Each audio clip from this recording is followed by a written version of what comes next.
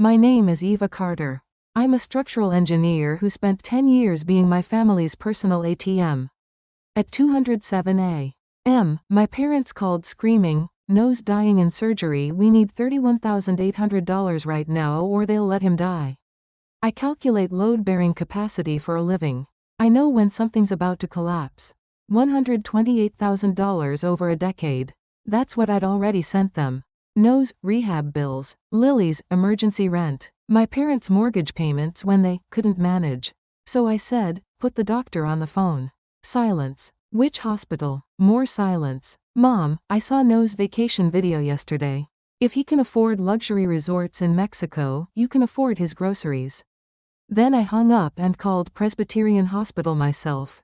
"I'm looking for my brother, Noah Carter.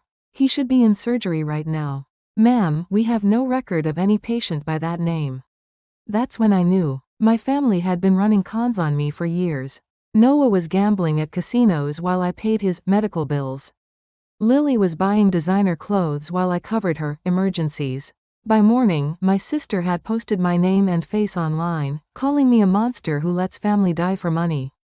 By evening, the police called. Noah had been arrested that same night for assault at a casino, not dying in surgery, but drunk and violent at a gambling table. This is the moment I stopped being the family ATM and discovered what happens when your own family destroys your life for refusing to fund their lies.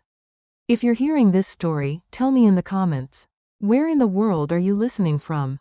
Before we begin today's story, please don't forget to subscribe and hit the like button. Now, let's get started. The notebook lay open on Eva Carter's kitchen table. Blue ink traced neat columns across the lined pages. Down payment fund $47,300. Below that, her careful handwriting listed monthly projections. March through December. Each number brought her closer to something she'd never had before. Her own front door. The landline shrieked at 207 a.m. Eva's eyes snapped open. The bedroom walls felt suddenly thin. Her heart hammered against her ribs as she reached for the cordless phone beside her bed. "Hello?" Sobbing poured through the speaker. Raw, desperate sounds that made Eva sit upright. "Eva, thank God." Her mother's voice cracked between gasps. "It's Noah. He's in surgery right now." Eva's bare feet touched the cold hardwood floor. She walked toward the kitchen, phone pressed against her ear. The notebook still lay open under the pendant light. "Surgery for what?" "Internal bleeding," Susan Carter wailed. "They found him collapsed outside some building downtown. The doctors say he needs emergency surgery or he'll die tonight." Eva's finger traced the edge of the notebook. The numbers seemed to blur. "Which hospital?" "Presbyterian." "But Eva, we need $31,800 right now. The surgery won't happen without it. They're waiting for payment before they can continue." The kitchen felt smaller now. Eva leaned against the counter, staring at her careful handwriting. 10 months of overtime. Skipped dinners out. A 12-year-old Honda she'd driven long past its prime. "Put Dad on." Mark Carter's voice boomed through the line. "Eva, there's no time for questions. Your brother is dying. We need you to wire the money immediately." Eva opened her phone's banking app. The screen glowed blue in the dark kitchen. Her checking account balance stared back at her. She closed the app. "Which doctor is performing the surgery?" "What does that matter?" Mark's voice rose. "Every second we waste arguing is another second Noah might not make it. You're the only one with savings. You're the only one who can save him." Eva walked to the kitchen window. Street lamps cast orange circles on empty pavement. Her neighbor's house sat dark and quiet. Normal people were sleeping. Normal families weren't calling at 2 a.m. demanding thousands of dollars. "I want to speak to the doctor." Silence stretched across the line. Not the silence of a busy hospital corridor. Not the silence of people frantically trying to save a life. This silence felt different. "The doctor is in surgery," Susan whispered. "They can't come to the phone." Eva's engineering mind began calculating. Presbyterian Hospital was 20 minutes from downtown. Noah lived in a studio apartment near the casino district. She'd driven him there herself 6 months ago when he'd promised to turn his life around. "How did you find out about the surgery?" "The hospital called us," Mark said quickly. "We're his emergency contacts." Eva moved back to the table. Her notebook lay open to a page she'd labeled Family Financial History. 10 years of careful records. $128,000 sent to her parents for Noah's rent, medical bills, legal fees, and fresh starts. Lily had received another $45,000 for college, living expenses, and business ventures that never materialized. Eva? Susan's voice turned small and broken. Please, he's our son. The words hit exactly where they were meant to. Eva closed her eyes and saw Noah at 8 years old, teaching her to skip stones at the lake behind their old house. She saw him at graduation, proud and hopeful in his cap and gown. She saw him last Christmas, thin and nervous, promising things would be different this time. I'll call the hospital directly, Eva said. No. Mark's voice turned sharp. You'll waste time they don't have. Just send the money now and verify later. Eva stared at her reflection in the dark window. A 33-year-old structural engineer who'd learned to build things that lasted. Who calculated load-bearing capacity and stress points for a living. Who knew the difference between a sound foundation and something that would collapse under pressure. Text me the account information, she said finally. Oh, thank God, Susan sobbed. Thank God. I knew you'd come through for family. Eva hung up and sat down at the kitchen table. She pulled the notebook closer and flipped to a fresh page. At the top, she wrote today's date. Below that, she drew 3 columns, claims, questions, and facts. Under claims, she wrote, Noah emergency surgery, $31,800 required immediately, Presbyterian Hospital. Under questions, she wrote, why can't I speak to the doctor? Why are parents calling instead of hospital? Why this exact amount? She left facts blank for now. Her phone buzzed with a text message. Bank routing numbers and an account name she didn't recognize. Not Noah's account. Not her parents' joint account. A name she'd never seen before. Eva stared at the numbers until they blurred. Then she walked to her bedroom closet and pulled out a small fireproof box from the top shelf. Inside, beneath important documents and backup drives, lay a folder labeled Family Correspondence. She'd kept every email, text, and voicemail from the past 5 years. Every request for money, every promise to pay her back, every crisis that required immediate financial intervention. The pattern was always the same. Urgent, life-threatening, no time for questions, just send money now and trust later. Eva returned to the kitchen table and opened her laptop. The blue screen cast harsh light across her notebook pages. She typed, Presbyterian Hospital Emergency Department, into the search bar. The hospital's main number appeared first. Below that, their emergency department's direct line. At the bottom of the page, visiting hours and patient information policies. Eva picked up her phone and dialed the hospital's main line. Presbyterian Hospital, how may I direct your call? Emergency department patient information, please. One moment. Classical music played while Eva waited. Her notebook lay open beside her laptop. The careful columns of numbers seemed to watch her from the page. Emergency department. Hi, I'm calling about a patient who was brought in tonight for emergency surgery. Noah Carter. Carter. Let me check our records. Keyboard clicks echoed through the phone. I don't show anyone by that name admitted tonight. Eva's stomach dropped. Could you check again? He would have come in within the last few hours for internal bleeding. More clicking. I've checked our current patients and recent admissions. No Noah Carter. Are you sure about the hospital? Eva stared at the notebook. Under facts, she wrote, no patient named Noah Carter at Presbyterian Hospital.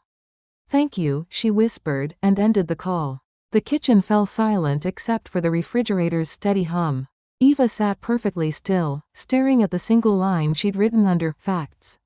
Her phone rang again. Her parents' number lit up the screen. Eva let it ring 4 times before answering. Did you send it yet? Mark's voice carried the same urgency as before. I called the hospital, Eva said quietly. The line went dead silent. Not even the sound of breathing. Eva? Susan's voice came back smaller now. What did you do? I called Presbyterian Hospital. They don't have a patient named Noah Carter. You called? Mark's voice rose to a shout. While your brother was dying, you were making phone calls to verify our story? Where is Noah really? How dare you question us at a time like this? Susan began crying again, but the tears sounded different now. Performed rather than felt. Eva closed the notebook and walked back to the window. The street lamps still cast their orange circles. Her reflection stared back at her, distorted in the glass. She looked older than 33. Tired in a way that sleep couldn't fix. "I'm not sending money tonight," she said. "Then you've killed your own brother," Mark hissed. "When he dies on that operating table, remember that you chose your bank account over his life." The line went dead. Eva set the phone on the counter and returned to her notebook. Under facts, she added, "Parents hung up when asked for No's actual location." She closed the notebook and walked to her bedroom. The sheets still held the warmth of interrupted sleep. But as she lay back down, staring at the ceiling in the dark, Eva knew sleep wouldn't return tonight. Somewhere in the city, Noah was probably fine. Probably sleeping off another bender or gambling session. Probably unaware that his life had been leveraged for $30,000. And somewhere else, her parents were learning that their daughter had finally stopped being the family bank. Eva pulled the covers up to her chin and listened to the house settle around her. For the first time in 10 years, she'd said no to a family emergency. The world hadn't ended, but she had the feeling this was only the beginning. 2 days before the midnight call, Eva had sat at the same kitchen table with her laptop open and a cup of cooling coffee beside her elbow. Bank statements filled the screen. 10 years of careful records spread across multiple spreadsheets. She'd started tracking family expenses after No's third overdose. Back then, she'd told herself it was temporary accounting. A way to help her parents manage the crisis. But the crises never ended. The numbers told their own story. 2015 $8,400 for No's first rehab program. 2016 $12,200 for legal fees after his DUI arrest.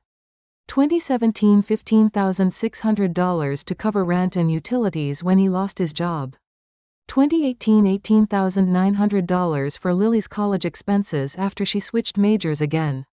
Eva scrolled through the endless entries. Each wire transfer had felt urgent at the time. Each emergency had required immediate family solidarity. But together, they painted a different picture. $128,000 in 10 years. More than twice her annual salary. Her phone buzzed against the table. A notification from Instagram showed Lily's latest post. Palm trees and infinity pools filled the screen. "Living my best life in Cabo," the caption read. "Sometimes you just need to treat yourself, you know?" Eva stared at the image. Lily wore a silver bracelet she'd never seen before. Diamond accents caught the Mexican sunlight. Below the post, comments poured in from followers praising her success and living the dream. Eva closed Instagram and returned to her spreadsheets. Last month alone, she'd sent $200 to her parents for emergency groceries. The same week, Lily had posted photos of her new workout clothes. Designer labels that cost more than Eva's monthly food budget. Her laptop chimed with a new email from Noah. No subject line, just a video attachment. Eva clicked play despite herself. No's face filled the screen, tanned and laughing. Behind him, a resort pool sparkled in bright sunlight. He wore a Hawaiian shirt she'd never seen and sunglasses that looked expensive. "Hey everyone," Noah called to the camera. "Day 3 in paradise. Check out this view." He panned the camera across an elaborate resort complex.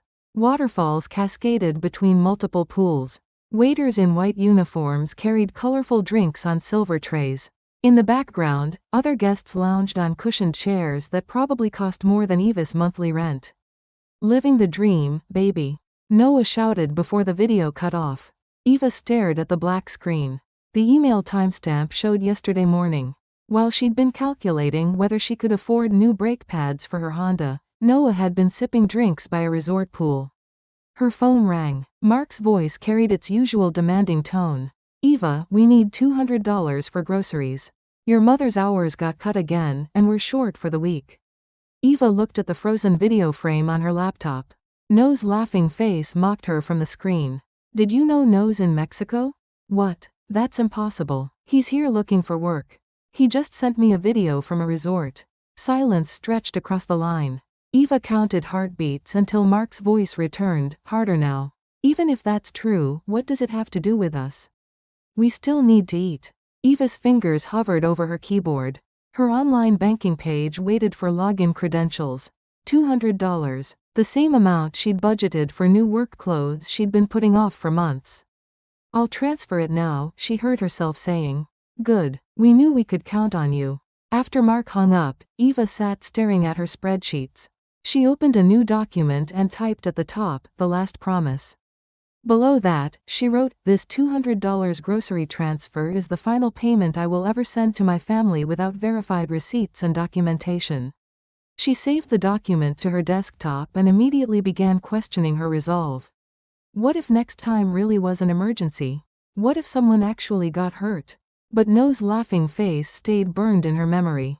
Sunglasses and paradise while she ate peanut butter sandwiches to afford his family's groceries. Eva's email chimed again, this time from her parents' joint account. Mark had forwarded a message from their bank. Past due notice on the mortgage. Second warning before foreclosure proceedings.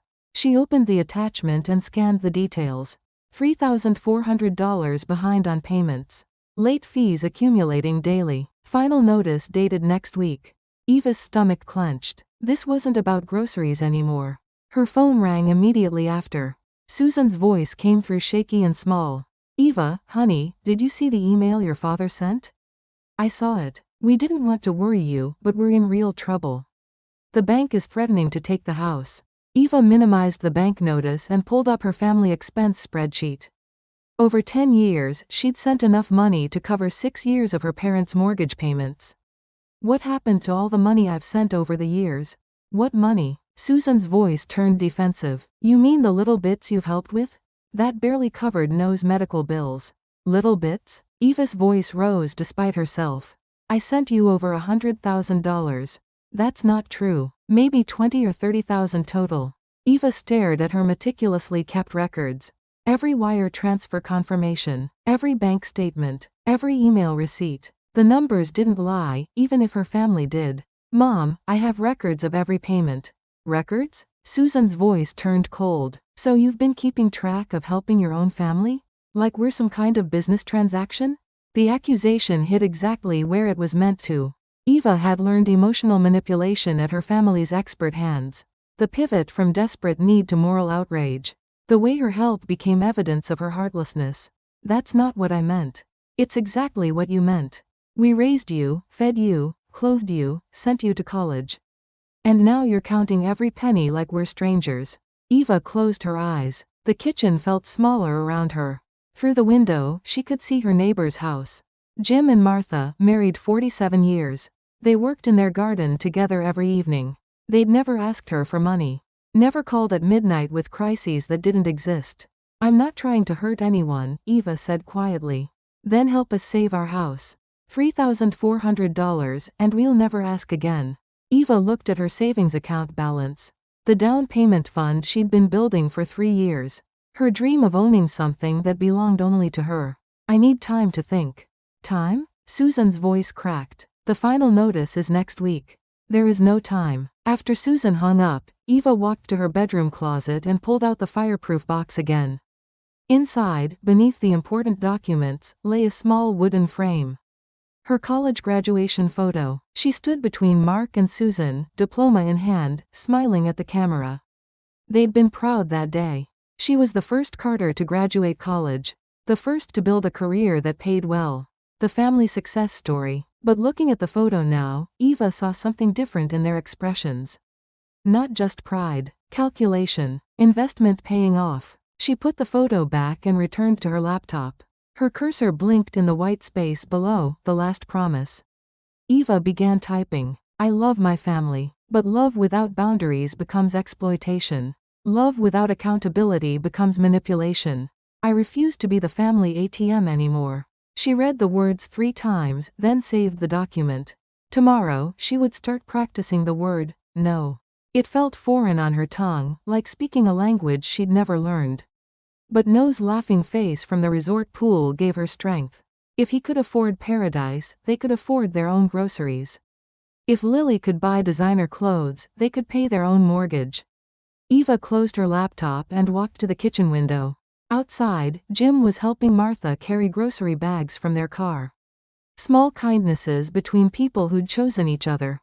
No midnight calls, no manufactured crises, just 2 people building a life together. That's what Eva wanted, not the drama and demands that passed for family in the Carter household. Something quieter, something real. She picked up her notebook and wrote beneath her down payment calculations, "Stand firm."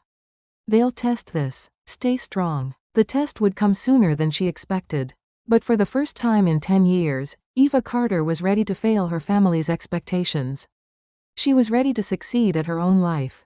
2 days later, at 207 a.m., her phone would ring with the biggest test yet. And Eva would remember this moment. The moment she chose herself over their endless need. The moment she drew a line they could never cross again. The morning after Eva hung up on her parents, her phone stayed silent until noon. She'd expected immediate retaliation, angry voicemails, guilt-laden text messages, but the silence felt more ominous than shouting.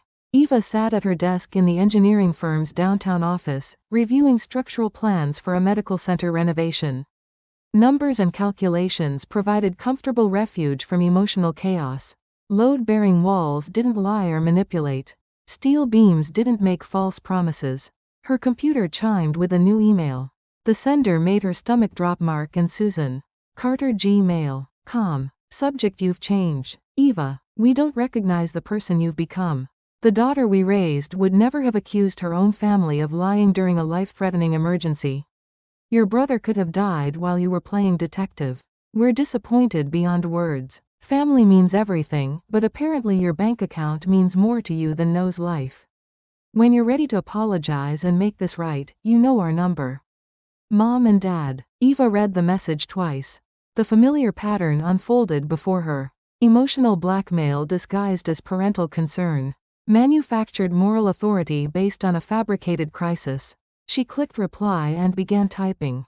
I called Presbyterian Hospital. Noah was never admitted for surgery. Where is he really? The response came within minutes. How dare you question us? Since when do you trust strangers over your own family? You've become cold and calculating. Money has poisoned your heart. Eva deleted their email and opened her web browser. She typed Noah Carter into the search bar, adding arrest and casino to narrow the results. The third link made her breath catch. Local news website, dated 3 days ago. Man arrested after disturbance at Riverside Casino. The accompanying photo showed Noah in handcuffs, being escorted by security guards. His face was flushed and angry. His shirt was torn at the collar. Noah Carter, 30, was arrested Tuesday evening after allegedly becoming violent when asked to leave the Riverside Casino gaming floor. Witnesses reported Carter had been drinking heavily and became belligerent when his credit was denied at the poker tables. Security footage shows Carter shoving a dealer and overturning a chair before being restrained. Eva's hands shook as she scrolled down to read the rest. Carter was charged with disturbing the peace and assault. He was released Wednesday morning after posting bail. This marks his third arrest this year for similar incidents. Wednesday morning. The same day her parents had called crying about emergency surgery. Eva screenshotted the article and saved it to her family documentation folder. Then she picked up her office phone and dialed the number listed for the Riverside Casino. Riverside Casino Security, this is Dennis. Hi, I'm calling about an incident that occurred Tuesday night involving Noah Carter. I'm his sister, and I need to verify some information. Hold on, let me check the incident report. Papers rustled in the background. Yeah, we had to remove him from the premises around 11 p.m. Guy was drunk and aggressive when his credit got cut off. Was he injured during the incident? Nah, nothing serious. He took a swing at one of our dealers and fell over a chair. Probably bruised his pride more than anything else. Do you know where he went after he was released from jail? Not our problem once he left the building. But I'll tell you this much: Guy's banned from the property for 6 months. Third strike and all that. Eva thanked Dennis and hung up. She stared at the phone for a long moment, processing what she'd learned. Noah hadn't been dying in a hospital. He'd been sleeping off a drunk and disorderly arrest while their parents spun stories about emergency surgery. Her cell phone buzzed with a text from Susan, still waiting for you to do the right thing. Noah needs that surgery money today. Eva screenshotted the text and added it to her documentation folder. Then she typed back, I know Noah was arrested at the casino Tuesday night. The hospital story is a lie. Her phone rang immediately. Susan's voice came through high and defensive. Who told you that? Whoever said that is lying. It's in the newspaper, Mom. With his photo. Long silence. Eva could hear Mark's voice in the background, but couldn't make out the words. Even if he got in trouble, Susan finally said, that doesn't change the fact that he needs help now. Medical help. What medical help? He wasn't injured at the casino. Internal injuries don't always show up right away. The police were rough with him. Eva closed her eyes. The lies kept multiplying, each more desperate than the last. Put Noah on the phone. Let me talk to him directly. He's resting. The trauma was severe. Then put him on speaker. I want to hear his voice. You're being unreasonable. A good sister wouldn't demand proof when her brother is suffering. The emotional manipulation felt familiar, but its power was fading. Eva had seen the casino security footage description. Noah shoving dealers and overturning furniture. The only trauma was to his ego and their bank account. I'm not sending money without talking to Noah directly. Fine. Susan's voice turned icy. But when something terrible happens because you chose doubt over faith, don't come crying to us. The line went dead. Eva sat in her office chair, staring at her computer screen. The medical center blueprints waited for her attention, but her mind kept cycling through the phone conversation. The defensive deflection. The refusal to provide proof. The escalation to ultimatums when caught in lies. Her computer chimed with another email. This time from Noah's personal account. Subject: really disappointed in you. Eva, Mom told me you don't believe I'm hurt. That really stings coming from my own sister. I thought you'd have my back no matter what. Maybe I made some mistakes at the casino, but that doesn't mean I deserved what happened after. The cops were brutal. I've got bruises everywhere and probably internal damage. I know we've had our problems, but family is supposed to stick together. Right now I feel more alone than ever. If you can find it in your heart to help, the PayPal account is same as before. Love, Noah. Eva read the message twice, analyzing the language. No specific details about injuries. No mention of which hospital he'd allegedly visited. Just vague references to police brutality and internal damage. She opened a new browser tab and searched for Noah's PayPal account activity. As his emergency contact for family financial purposes, she still had access to his transaction history. The most recent entries made her jaw clench. Tuesday, 9:47 p.m. $500 payment to Riverside Casino Gaming. Tuesday, 10:15 p.m. $300 payment to Riverside Casino Gaming. Tuesday, 10:33 p.m. $200 payment to Riverside Casino Gaming. Tuesday, 10:51 p.m. Payment declined, insufficient funds. The timeline matched the news article perfectly. Noah had been gambling away money until his credit was cut off. The emergency had been his own financial irresponsibility, not a medical crisis. Eva's office phone rang. The caller ID showed her direct supervisor, Rachel Kim. Eva, I need to see you in my office.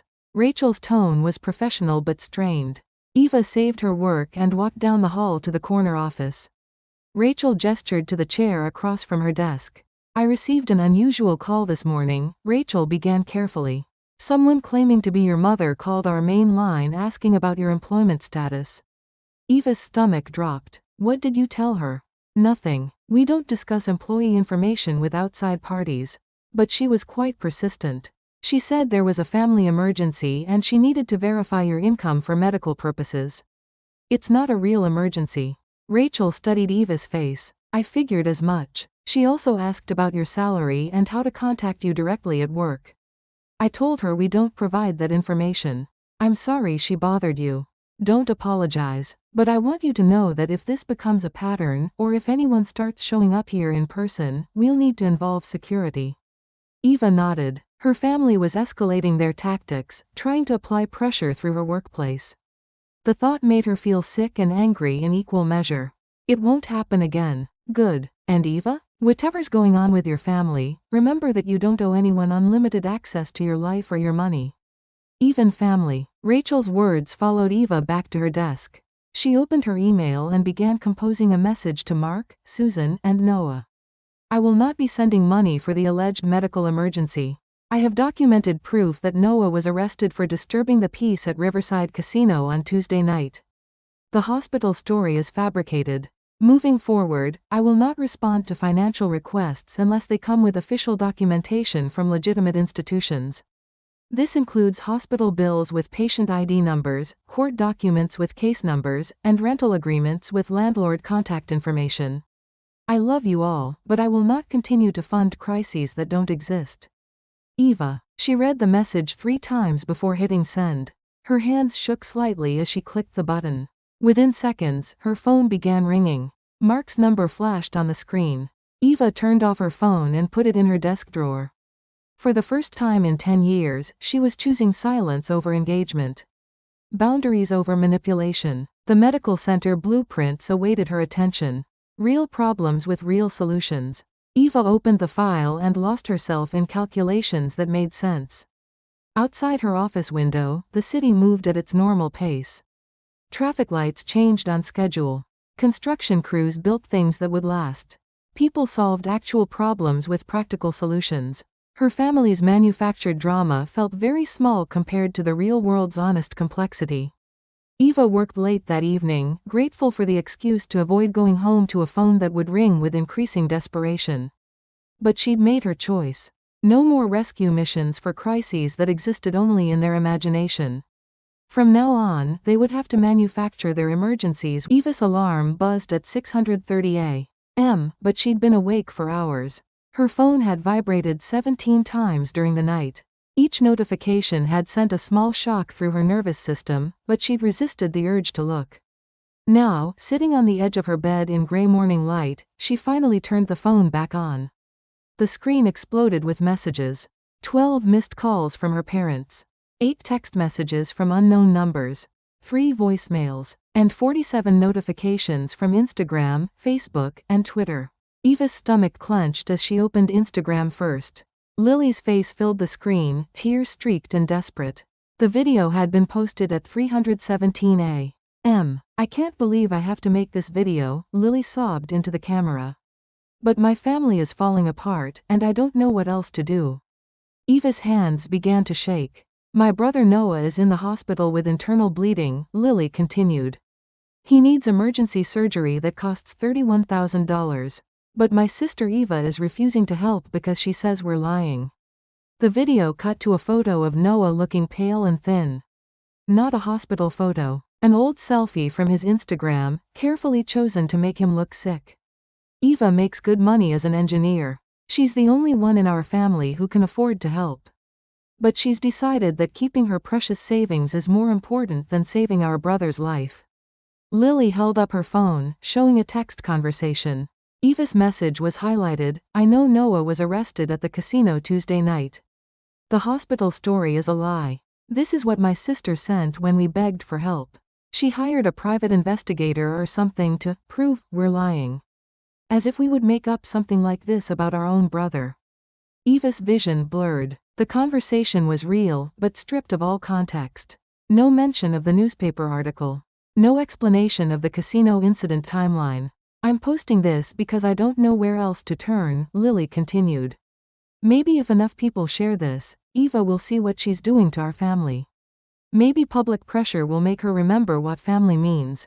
The video ended with Noah's photo and text overlay. Please share to help save Noah Carter.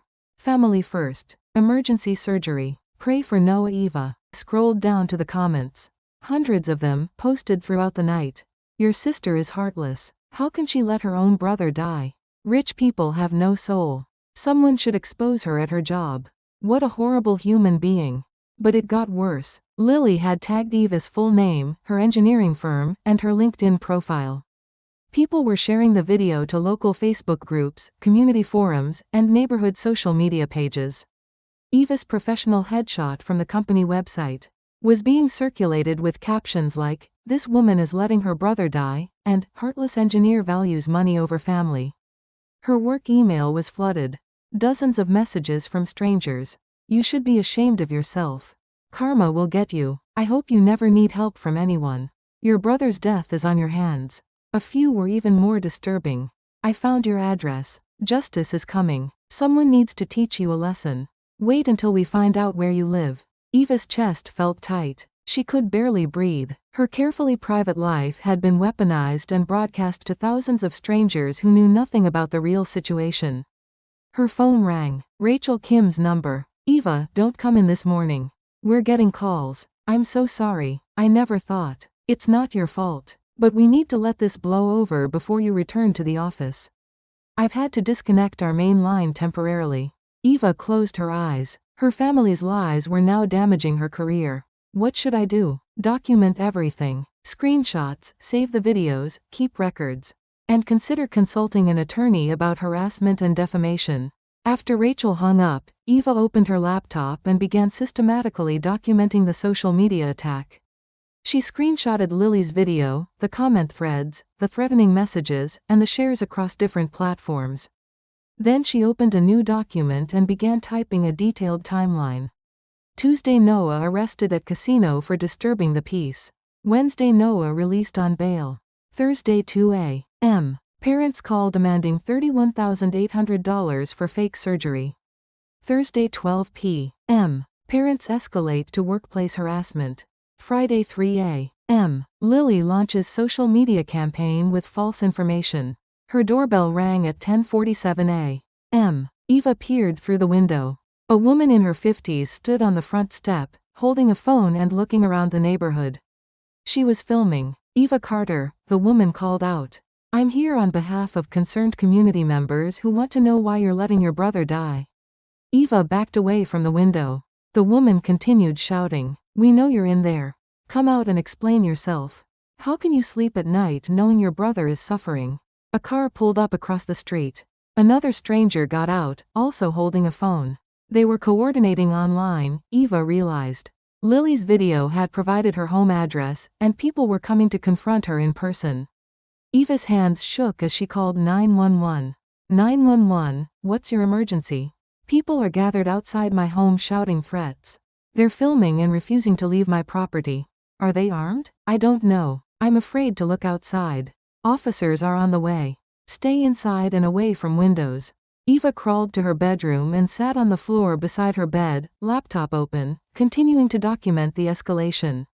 She could hear more voices outside now. Someone was knocking on her door. Her phone buzzed with a text from an unknown number. Your neighbors think you're disgusting. We all saw the video. Then another, pack your bags. You're not welcome here anymore. And another, justice for Noah. We're tracking your every move. Eva typed, justice for Noah. Into her browser. A website had been created with her photo, her alleged crimes, and a donation link, to help the Carter family afford nose surgery. The fundraising page showed $1,247 raised in 6 hours. People were donating money based on Lily's lies while threatening Eva for refusing to participate in the same con. Police sirens grew louder outside. Eva crawled to the window and peered through the edge of the curtain. 2 squad cars had arrived. Officers were speaking with the crowd, which had grown to about 12 people. After several minutes, the gathering dispersed. But they walked slowly, filming the house as they left. Eva's phone rang. Mark's number. See what you've caused, he said without preamble. Your sister had to go public because you won't help family. You're destroying my life with lies. The only person destroying your life is you. End this now. Send the money and Lily will post a correction. Eva stared at her laptop screen. The fundraising website. The threatening messages. The damage to her career and safety. You want me to pay you to stop lying about me publicly? We want you to save your brother's life. Noah was never in surgery. You know it. I know it. This is extortion. Call it whatever you want. But until Noah gets the help he needs, this story stays public. Mark hung up. Eva sat on her bedroom floor, surrounded by documentation of her family's coordinated attack. Screenshots and threatening messages, police reports and hospital records. Evidence of lies and harassment. For 10 years, she'd enabled their manipulation by staying silent and paying up. But silence wasn't possible anymore. They'd made this public, dragged her into the light, and demanded tribute. She opened a new document and began writing her own version of events. The real timeline, the casino arrest records, the hospital's denial of any patient named Noah Carter, the contradiction between his resort vacation photos and their emergency calls. If they wanted a public battle, she would give them truth instead of their fiction. Eva had spent her career building structures that could withstand enormous pressure. Now she would need to build something even stronger, a defense of her own integrity that could survive her family's attacks. She was done being their silent victim. Outside, her neighborhood returned to its normal quiet rhythm. But Eva knew this was only the beginning. Her family had escalated to public warfare. They thought shame and isolation would break her resolve. They were about to learn that 10 years of abuse had built something they hadn't expected. Not compliance, strength. That evening, Eva sat in her darkened living room with every curtain drawn tight. Her laptop screen provided the only light as she methodically constructed what she'd begun calling the truth portfolio. She'd learned documentation from her engineering training. Every structural analysis required supporting evidence. Every load calculation needed verification. You couldn't build something that would last without proving every assumption.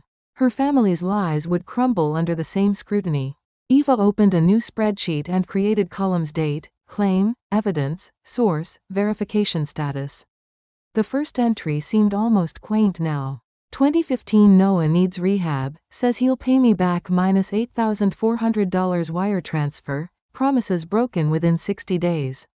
She scrolled through 10 years of similar entries. Each crisis had felt urgent in isolation.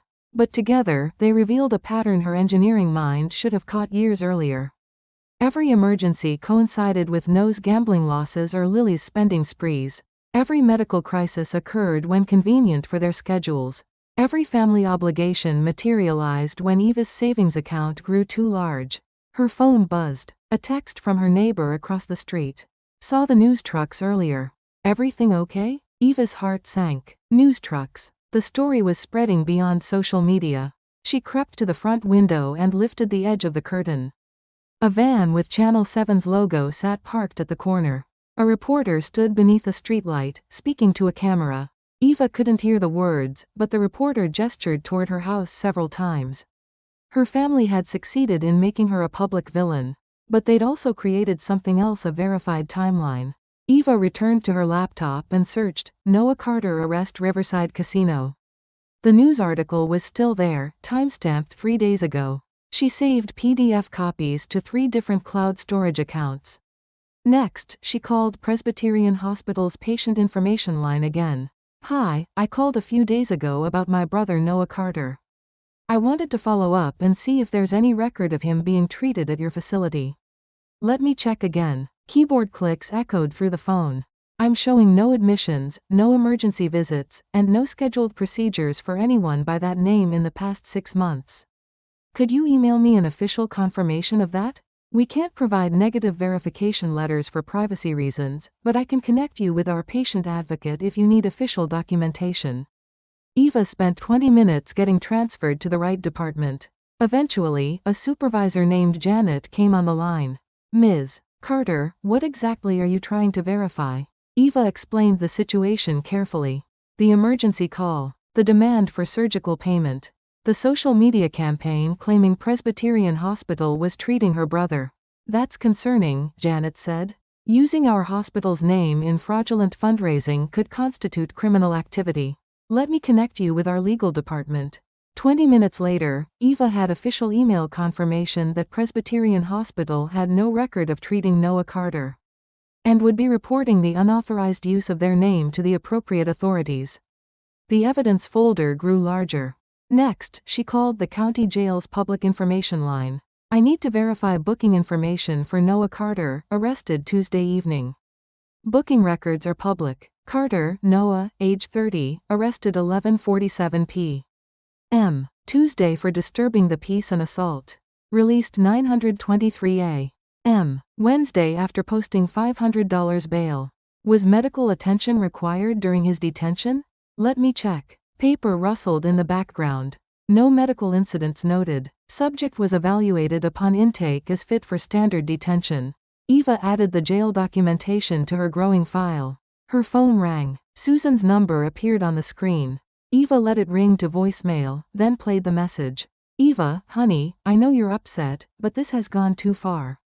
People are threatening our family now too. Complete strangers are calling us liars. Please just send the money so we can all move on with our lives.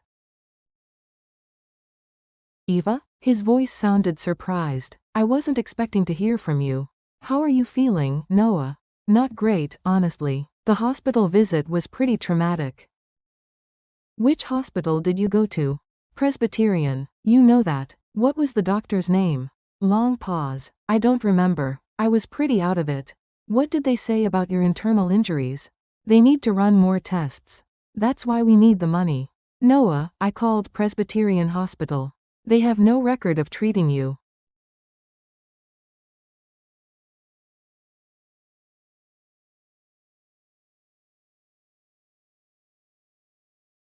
You were charged with disturbing the peace.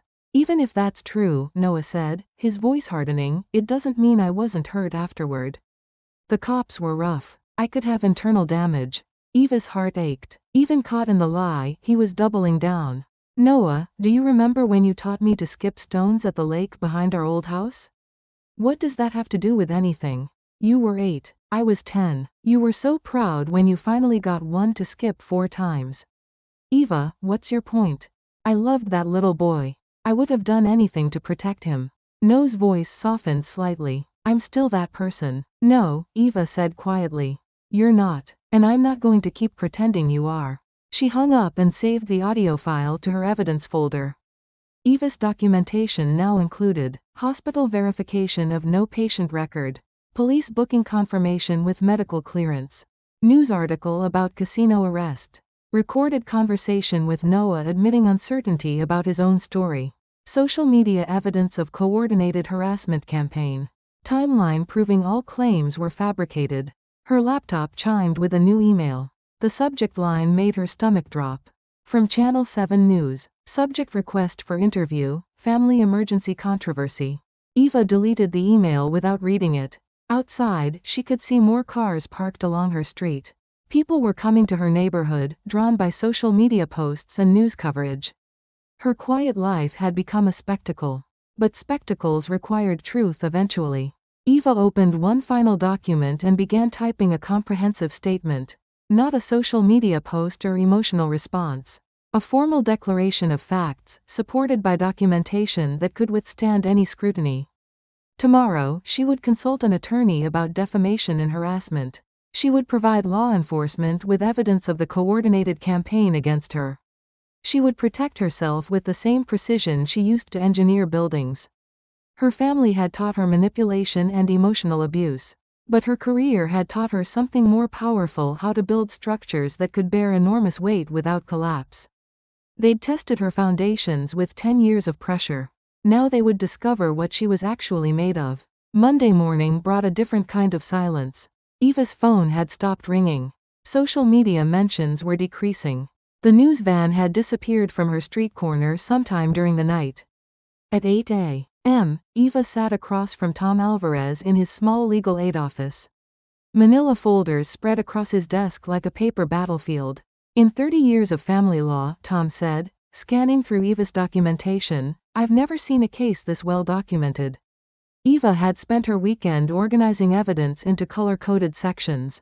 Hospital records in blue, police reports in yellow, social media screenshots in red, financial transfers in green, voice recordings transcribed and notarized. They made a critical mistake, Tom continued, holding up a printout of Lily's viral video. They used your employer's name and your professional reputation to support false claims. That crosses from family drama into potential criminal territory. What can we do? Tom opened his laptop and pulled up a legal template.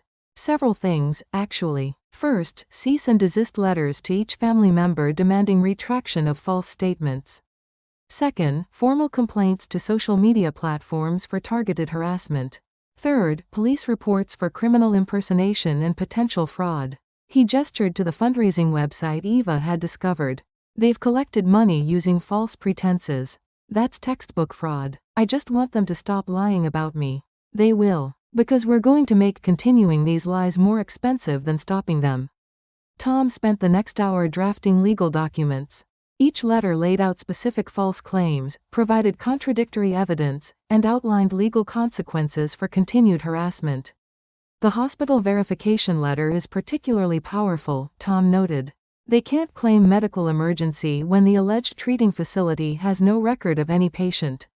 Eva signed the documents and watched Tom prepare them for certified delivery. For the first time in days, she felt proactive rather than defensive. What should I expect next? They'll either back down immediately or escalate one final time. People who run cons like this usually panic when they realize their target has professional help. Tom was right. By Tuesday afternoon, Eva's phone was ringing constantly. But this time, the calls weren't from family. Ms. Carter? This is Detective Williams with Metro Police Fraud Division.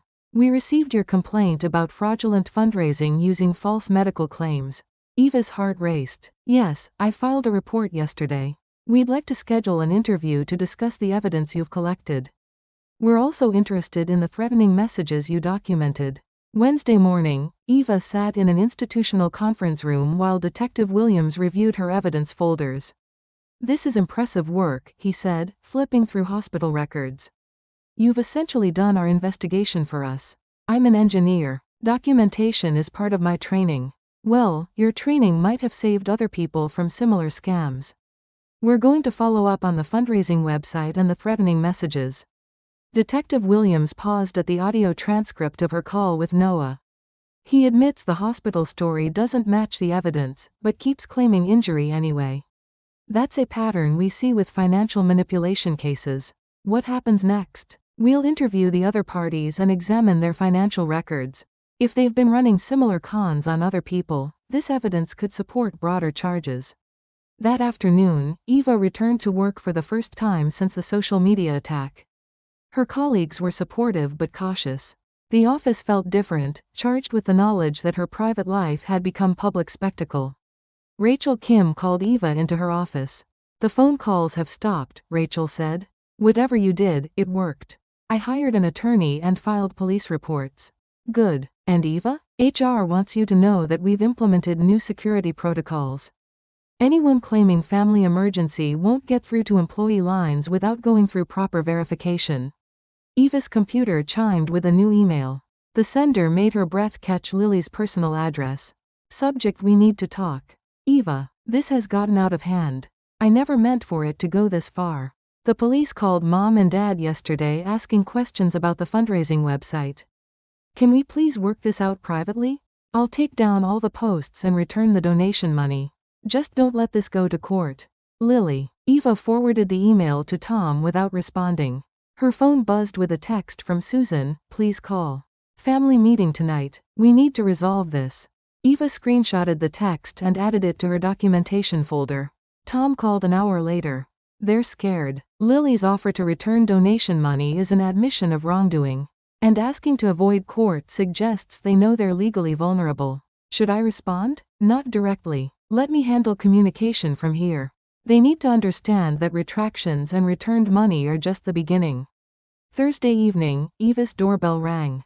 She peered through the window and saw Mark standing on her front step. No cameras this time, no crowd, just her father, looking older than she remembered. Eva opened the door but didn't invite him in. We need to talk, Mark said. My attorney is handling all family communication now. Come on, Eva, we're still family. Family doesn't lie about medical emergencies to steal money. Mark's shoulders sagged. It wasn't supposed to go this far. We just needed help with the mortgage. You needed $31,000 for a mortgage? The house needs repairs too. And Noah does have problems. Maybe not surgery, but he needs help. Eva stared at her father. Even now, caught in documented lies, he was trying to negotiate partial truth. The police have all my evidence, Dad. Everything is documented. You called the police on your own family? I defended myself against fraud and harassment. Mark looked around the neighborhood, as if seeing it clearly for the first time. When did you become so cold? When you taught me that love comes with price tags. Eva closed the door and watched through the window as Mark walked slowly to his car. Friday morning brought the final resolution. Tom called with an update. All 3 family members have signed formal retractions. Lily has deleted all social media posts and returned $1,247 in fraudulent donations. Your parents have agreed to pay for credit monitoring services in case your personal information was compromised. Is it over? Legally, yes. They've also agreed to no contact provisions. No calls, emails, texts, or third-party communications for 6 months minimum. Eva hung up and walked to her kitchen window. Outside, her neighborhood had returned to normal. Jim was working in his garden. Martha was watering her flowers. She opened her laptop and looked at the evidence folders she'd compiled. Hundreds of documents proving a decade of lies and manipulation. Then she opened a new document and typed at the top, "New Foundation." Below that, she wrote, "Today, for the first time in 10 years, my family cannot demand money from me. They cannot lie about emergencies. They cannot manipulate my emotions or threaten my career." She paused, thinking about what came next. "Today, the paperwork protected me instead of erasing me." Eva saved the document and closed her laptop. Tomorrow, she would start looking at houses again. Real houses, with solid foundations and honest pricing. She'd learned that family was supposed to be a safe foundation, not a constant structural stress test. Now she could build something that would last. 3 months after the legal settlement, Eva received an envelope from the Metro Police Fraud Division. Inside was a formal case closure notice and a letter from Detective Williams. "Ms. Carter, your evidence was instrumental in identifying a pattern of fraudulent activity. Additional victims came forward after our investigation began. Your thorough documentation helped secure charges and restitution for multiple families. Thank you for your cooperation." Eva set the letter on her kitchen table next to a different kind of document, a real estate purchase agreement. The house she'd been dreaming about for 3 years was finally within reach. Her phone had stayed blissfully quiet since the no-contact agreement went into effect. No midnight emergencies, no manufactured crises, no demands for immediate financial salvation. The silence had been unsettling at first. After 10 years of constant family drama, peace felt strange and empty. But gradually, Eva had discovered what her life looked like without other people's emergencies defining her schedule. She'd worked late on projects she enjoyed. She'd had dinner with colleagues without worrying about crisis calls interrupting dessert. She'd slept through entire nights without her phone buzzing with urgent demands. Most surprisingly, she'd started dating someone. Michael was a civil engineer from a competing firm. They'd met at a professional conference and bonded over shared stories of difficult structural challenges. He was kind, stable, and came from a family that solved problems with communication instead of manipulation. Eva's doorbell rang at exactly 6 p.m. Michael stood on her front step holding takeout bags and wearing the easy smile that had first attracted her attention. "Thai food as promised," he said, kissing her cheek. "How was the closing?" "Exhausting but good." Eva led him to the kitchen and unpacked the food. "I officially own a house as of 347 this afternoon." "Congratulations. When do you move?" "Next weekend." The whole thing still feels surreal. Michael knew about her family situation in general terms. Eva had explained that she'd had to establish legal boundaries with relatives who'd been financially manipulative. She hadn't shared the full details of the social media attack or police investigation. Some stories were too complicated for new relationships. "Have you heard from any of them since the legal stuff ended?" Michael asked carefully. "Nothing direct. But my neighbor mentioned seeing a car parked across from my house a few times." Could be coincidence. It probably wasn't coincidence. Eva suspected her family was monitoring her from a distance, waiting for the no-contact period to expire so they could attempt contact again. "Are you worried about that?" Eva considered the question while opening containers of pad thai and green curry. 6 months ago, the thought of her family watching her house would have terrified her. Now it felt more like a minor annoyance. "Not really. They can't call me, they can't show up at my work, and they can't create public campaigns against me. If they want to drive by and look at my house, that's their choice." "You sound different when you talk about them now." "Different how?" "Less anxious. More in control." Eva nodded. The change had been gradual but significant. Her family's power over her had depended on her willingness to engage with their crises. Once she'd stopped participating in their drama, the drama itself had become irrelevant. "I learned something important through all this," Eva said. "I spent 10 years trying to solve problems that weren't actually problems.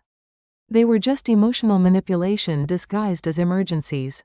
Michael reached across the table and squeezed her hand. "That sounds like it took a lot of strength to figure out." "It took hitting rock bottom. When they destroyed my reputation publicly, I finally had to choose between protecting them or protecting myself." "And you chose yourself." "For the first time in my adult life, yes." They ate dinner while Eva told him about the new house. 3 bedrooms, 2 bathrooms, and a garage where she could finally park her Honda out of the weather. The mortgage payment was less than she'd been sending her family annually. "I keep thinking about that," Eva said. "If I'd bought this house 5 years ago instead of funding their emergencies, my mortgage would be almost paid off by now." You can't change the past.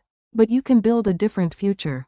After Michael left, Eva sat at her kitchen table reviewing the real estate paperwork.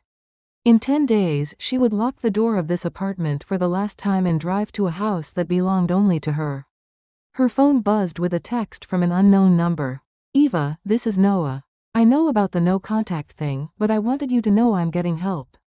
Real help this time. Gambling addiction counseling and job training. I'm not asking for money. Just wanted to say I'm sorry for everything." Eva stared at the message for several minutes. The text felt different from Noah's usual communications. Less desperate, more honest. But Eva had learned to be suspicious of her family's apparent growth spurts. They had a history of strategic apologies that preceded new requests for help. She screenshotted the message and saved it to a folder labeled Potential Future Contact. Then she deleted the text without responding. Tomorrow, she would forward the screenshot to Tom Alvarez and ask whether Noah's text violated the no-contact agreement. But tonight, she wanted to focus on her new beginning rather than their old patterns. Eva opened her laptop and pulled up photos of her new house. The kitchen needed updating, and the backyard required landscaping work. But the foundation was solid, the roof was new, and the electrical system met current code requirements. Unlike her family relationships, this house had passed all necessary inspections. She closed the laptop and walked to her bedroom. In the corner sat 3 packed boxes labeled Important Documents. Inside those boxes were 10 years of family financial records, police reports, legal settlement papers, and evidence of coordinated harassment campaigns. She would keep the documentation forever, not from anger but from pragmatism. Her engineering training had taught her that when a structure failed once, it could fail again under similar conditions. But keeping records didn't mean living in fear of another collapse. Eva pulled out her phone and typed a text to Michael. "Thank you for dinner and for listening. You're helping me remember what healthy relationships feel like." His response came immediately. "Thank you for trusting me with your story. Looking forward to helping you paint the new house." Eva smiled and set her phone aside. Tomorrow would bring more preparation for the move. More boxes to pack and arrangements to finalize. But tonight, for the first time in years, she could go to sleep knowing that no crisis calls would wake her at 2 a.m. Her family had taught her about dysfunction and manipulation. Michael was teaching her about kindness and respect. The new house would teach her about building something that belonged entirely to herself. All valuable lessons, in their own way. 6 months later, Eva stood in the kitchen of her new house, watching snow fall outside the window above her sink. The morning light caught ice crystals on the glass, casting tiny rainbows across the white subway tiles she'd installed herself.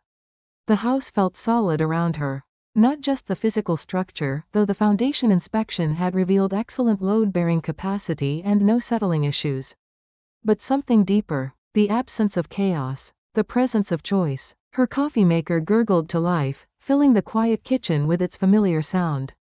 Eva had bought the expensive model she'd wanted for years but could never justify while funding family emergencies. Now her mornings began with good coffee and NPR instead of crisis calls and panicked demands. Her phone sat silent on the counter. Not broken or turned off. Just quiet. The 6-month no-contact period had expired 3 weeks ago. Eva had expected immediate reconnection attempts, but nothing had come. No calls, texts, or surprise visits. Even the suspicious cars in her old neighborhood had stopped appearing. She'd heard through neighborhood gossip that her parents had sold their house before foreclosure proceedings could begin. Mark and Susan had moved to a smaller apartment across town, finally accepting reality that their expenses couldn't exceed their income indefinitely. Lily had found a regular job managing social media for a local restaurant chain. Her influencer aspirations had apparently ended when the fraud investigation made her unemployable in that industry. But according to her latest Instagram posts, she seemed genuinely happy working with a team and earning steady income. Noah was the biggest surprise. He'd enrolled in a 16-week addiction treatment program that included job training in construction trades. His social media presence had disappeared entirely, replaced by focus on rebuilding his life without external funding. Eva had learned these updates not from direct contact but from Tom Alvarez, who maintained professional monitoring of the family's activities to ensure legal compliance. The distance felt healthy. She could be aware of their progress without becoming responsible for it. Michael emerged from the bedroom wearing work clothes and a sleepy smile. "Morning," he said, kissing the top of her head as she handed him coffee. "Ready for the final inspection?" Today, the city would conduct the final walkthrough on Eva's kitchen renovation. 6 months of careful work installing cabinets, running electrical, and retiling backsplashes. She'd done most of the work herself, applying her engineering knowledge to create something both beautiful and functional. "I think so. The electrical passed last week, and the plumbing inspection went fine. You've built something impressive here." Eva looked around her renovated kitchen. Custom cabinets with soft close hinges. Quartz countertops that would last decades without maintenance. LED lighting positioned for maximum efficiency and warmth. Everything designed to last. Everything chosen for long-term value rather than immediate gratification. "It's different, building for yourself," Eva mused.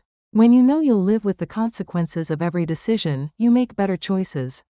Michael nodded, understanding the layers of meaning in her words. The doorbell rang at 9 a.m. Exactly. Inspector Martinez stood on the front step with his clipboard and measuring tools. "Ms. Carter, ready for the final walkthrough?" Eva led him through her renovated kitchen, pointing out GFCI outlets, proper ventilation installation, and code-compliant clearances. Her engineering background had made the renovation process smoother. She understood load calculations, electrical capacity, and structural requirements.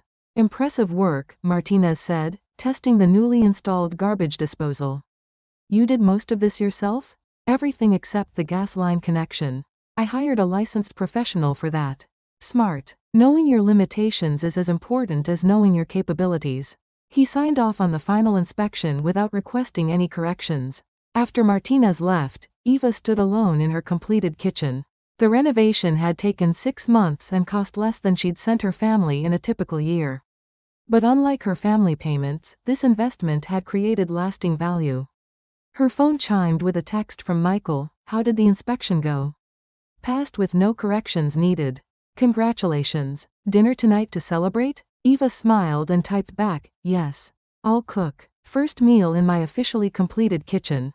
She spent the afternoon preparing Michael's favorite meal, beef stew with homemade bread.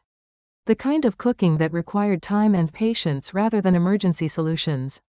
While the stew simmered, Eva opened her laptop and reviewed her financial statements. For the first time in her adult life, her bank account balance was growing consistently. No unexpected withdrawals, no emergency transfers, no crisis loans that never got repaid. She'd increased her retirement contributions, started a travel fund, and was considering purchasing investment property. The money that had once disappeared into her family's manufactured crises was now building actual wealth. But the financial security felt less important than the emotional freedom. Eva could make plans without expecting them to be interrupted by family emergencies. She could sleep through the night without her phone buzzing with urgent demands. She could have conversations about her own life instead of constantly managing other people's problems. At 6 p.m., Michael arrived with flowers and champagne. "To your successful kitchen renovation," he said, raising his glass, "and to building things that last." They drank champagne while the stew finished cooking. Eva told him about her plans for the backyard landscaping project, her ideas for converting the basement into a home office, and her thoughts about adopting a dog. Plans she could make because her time and money belonged to herself. "You know what I realized today?" Eva said as they sat down to dinner. "I spent 10 years trying to fix people who didn't actually want to be fixed. They just wanted to be funded. And now I'm building a life that doesn't require fixing." They ate dinner in the warm light of Eva's new kitchen. Outside, snow continued to fall, blanketing the neighborhood in peaceful quiet. Through the window, Eva could see other houses where other people were living their own stable, ordinary lives. After dinner, they washed dishes together at Eva's new sink. The garbage disposal worked perfectly. The hot water pressure was excellent. Every detail functioned as it was designed to function. I love how proud you are of this house, Michael said, drying the last plate. It's the first thing I've ever owned that I didn't have to share with anyone else's crisis. As they settled on the couch to watch a movie, Eva felt something she hadn't experienced in years: contentment without anxiety about when it would be interrupted. Her family had taught her that love meant sacrifice and financial responsibility meant endless availability for other people's emergencies. But her house was teaching her different lessons. That boundaries created security rather than selfishness. That building something solid required saying no to things that would undermine the foundation. That she deserved a life based on her own choices rather than other people's demands. Near the end of the movie, Eva's phone buzzed with a text from an unknown number. Eva, this is Susan. We know you probably don't want to hear from us, but we wanted you to know we're doing better. Dad found work at Home Depot. I'm working more hours. We're managing on our own now. We're proud of you for standing up to us. You were right to protect yourself. Love, Mom. Eva showed the message to Michael, who read it carefully. How does that make you feel? Eva considered the question. 6 months ago, a message like this would have triggered guilt and confusion. The urge to immediately re-establish contact and offer help. Now it felt like information rather than manipulation. An update from people she'd once been close to, but who were no longer central to her daily life.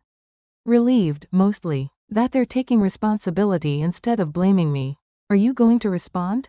Eva looked around her warm, quiet living room. At the house she'd built with her own hands and her own money. At the man beside her who offered support without demanding sacrifice. Maybe someday, but not today. She turned off her phone and settled back into Michael's arms. Outside, the snow continued to fall, covering the world in fresh possibility. Life doesn't end just because it breaks once.